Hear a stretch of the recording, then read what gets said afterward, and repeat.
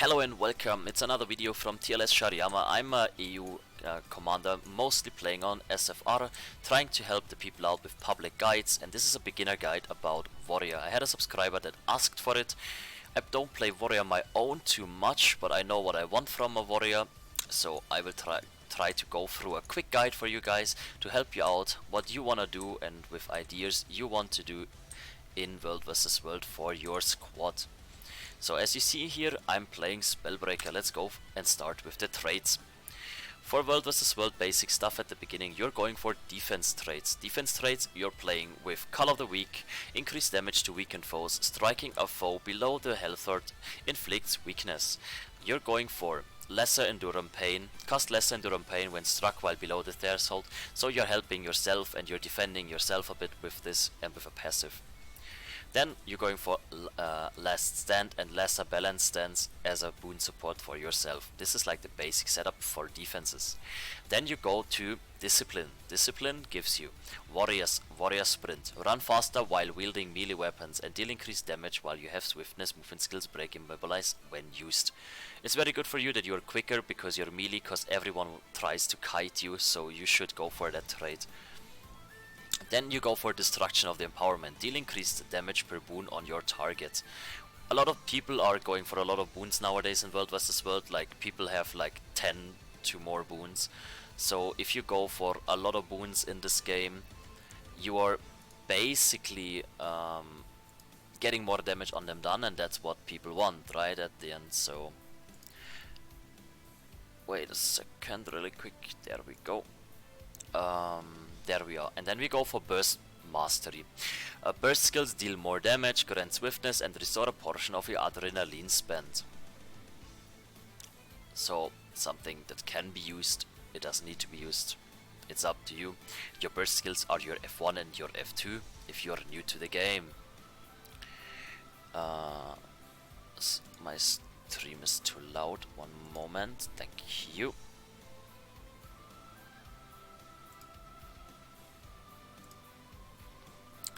And you go for Spellbreaker. Spellbreaker is the go-to for World vs. World in blobs. You need to do that, please, if you wanna play World vs. World.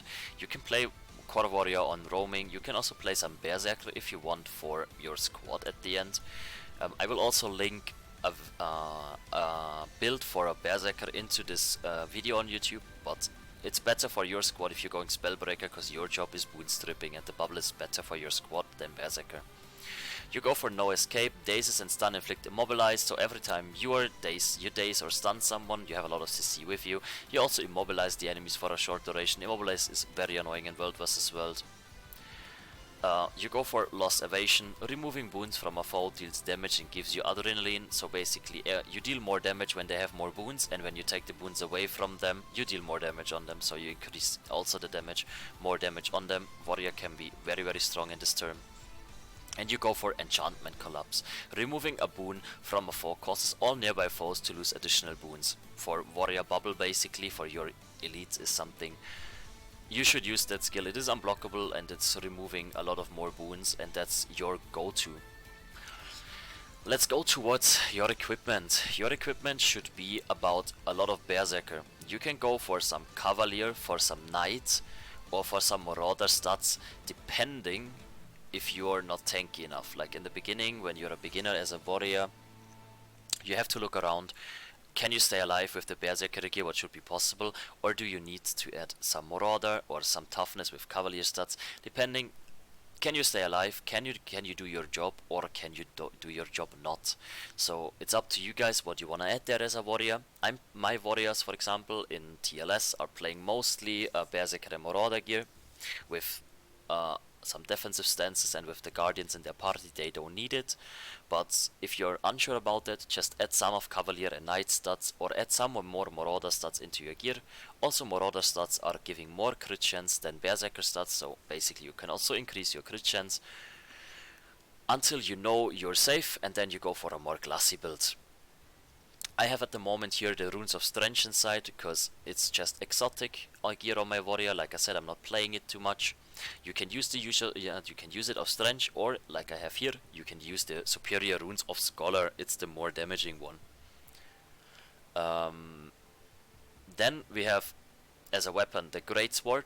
I have Twilight here with energy and force, and I have my hammer here with severance and impact. So I'm using the sword with energy and force, 5% more damage, and every time I switch back to the sword I get a dodge back. And every time I use my hammer I struck someone or interrupt someone, I get 250 precision, and I'm getting ferocity 250, and I'm getting plus 7% damage versus stunned and knockdowns foes. And your hammer is your main CC goal. So basically what you can do with that is that you can stun them and you deal 7% more damage, and every time you stun them you also get 250 ferocity and 250 precision, so you get more crit chance and more crit damage, and you can just be very annoying on that point together with the traits that we talked about already. So that's up to you. There are several other runes. For example, you can go, if you want, for hydromancy on your greatsword, that is giving chill out. You can also go for off weapon, for example, instead of hammer, for sword and shield for the more defensive version. That would be with bloodlust and energy. Then it's a more defensive version. You don't need to do it, you can do it.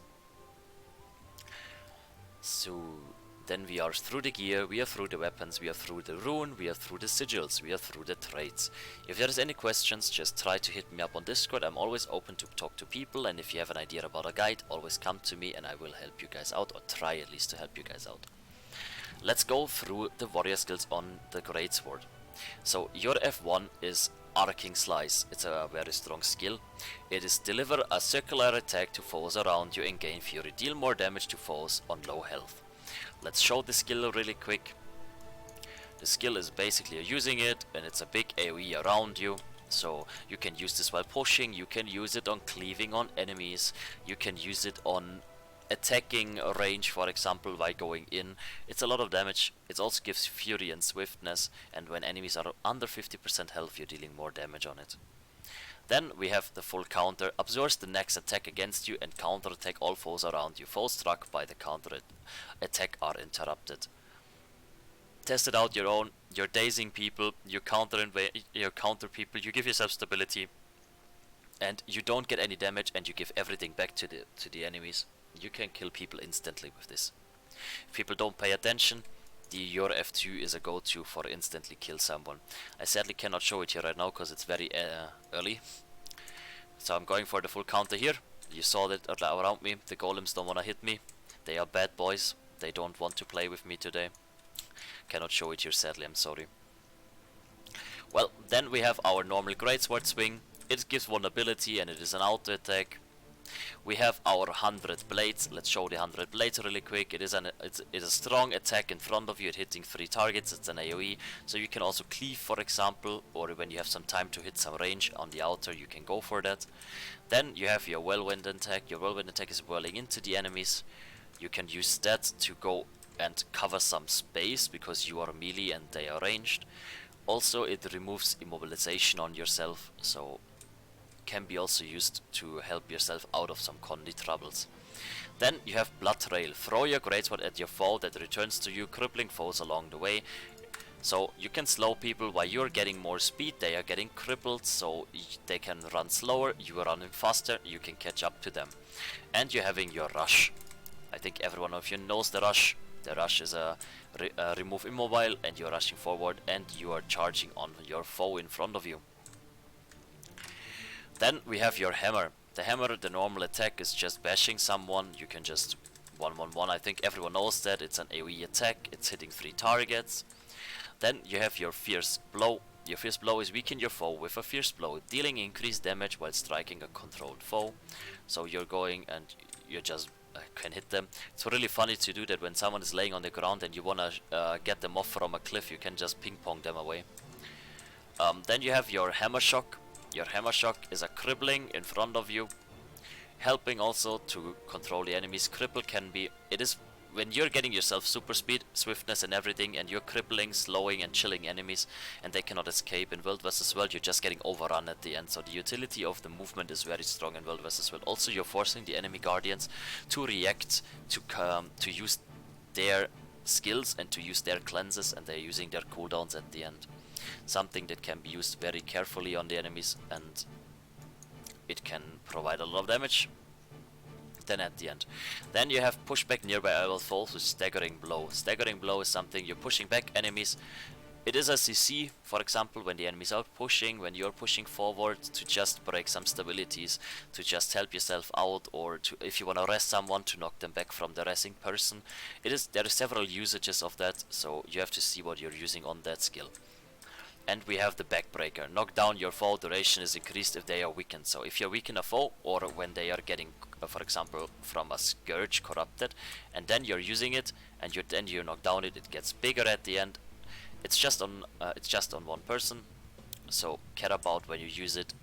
For example, you're hunting an LA or a revenant on the side of a squad when this is the main squad, and here is the you can go for that. Rush at him, hunt at him, knock him down, and try to kill him. Like, let's say you go, for example, for this golem now, you're charging him, you're hitting him with your sword 2, swapping, and then using your knockdown, and then you're bashing him away with your hammer at that point, basically. Something you can use, you don't need to use. It's something that I cannot really tell you, because I'm not playing warrior in a melee blob fight too much. I just know what I want from a warrior, and I will go through that in a few minutes. Then we are using Defeated Stance. Heal yourself, absorb all incoming strikes for a period of time. You have a 1800 heal, and then you have all incoming attacks heal you. So basically you cannot go into downstat in that time, helps you with providing a good bubble on your own. Then you have Break Enchantment. Break Enchantment is a meditation of your skills.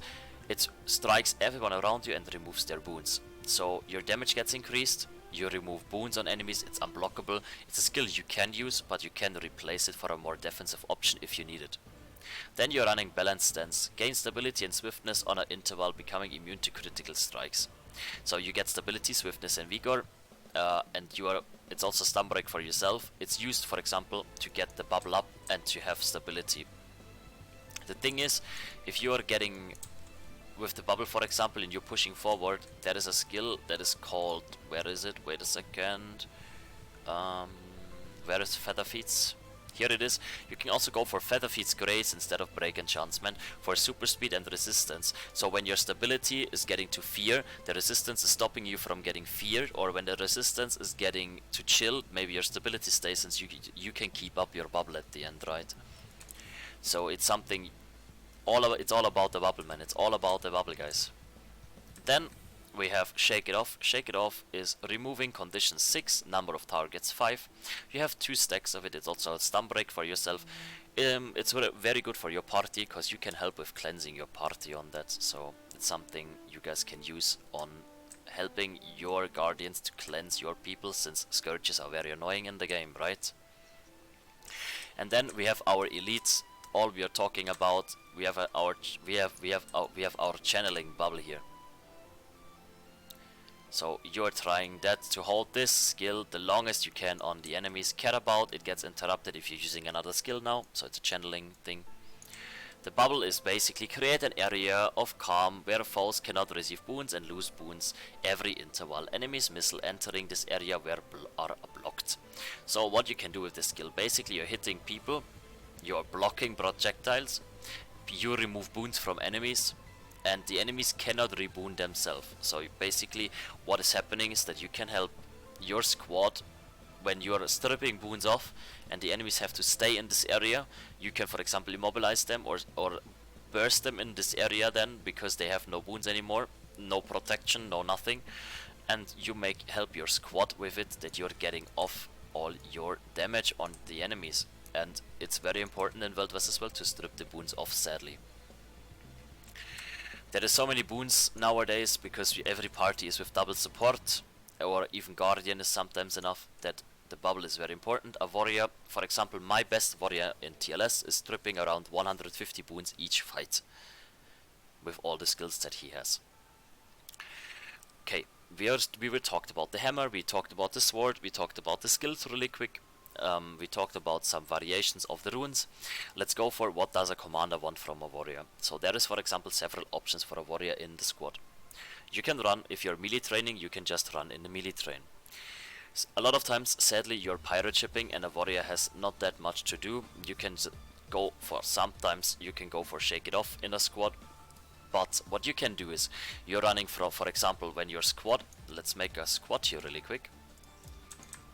So your squad is fighting, for example, from here, and they are trying to pirate ship. And here is now some range enemies, so what I'm trying to do now is I'm going for the range here, and I'm trying to attack the range here from the side, trying to get the revenants and the LAs off, and when they come for me, I just break enchants or whatever, go back and go towards my tag again. And when the tag is pushing, then I can push with the tag, for example. I will give myself deviant stance, I will give myself balance stance, and then I will go in and bubble on them to try to get the maximum of boons off. And after the boons are off, I try to keep the damage up here again. I can use my full counter, for example, and my F1 also inside of them when they have no boons. Then afterwards I'm stun breaking myself and going out again.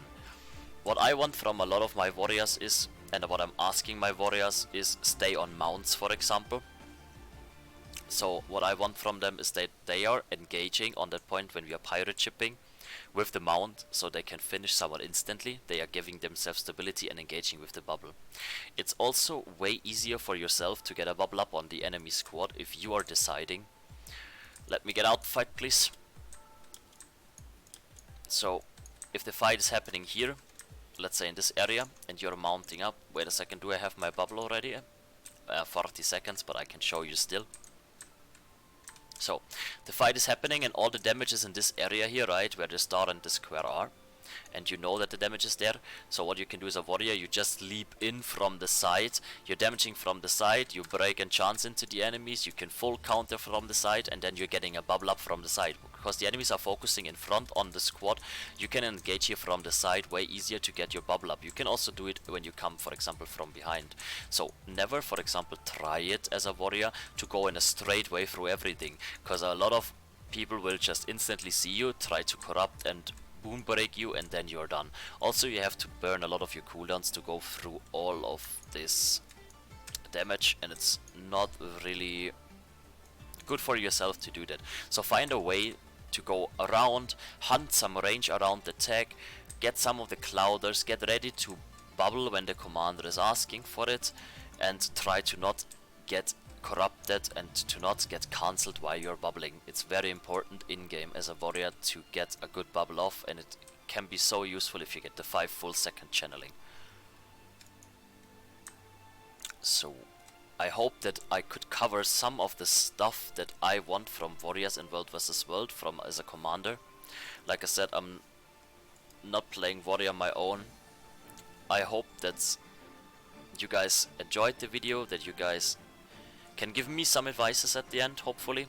And see you guys in the next video then. Bye bye and thank you for watching.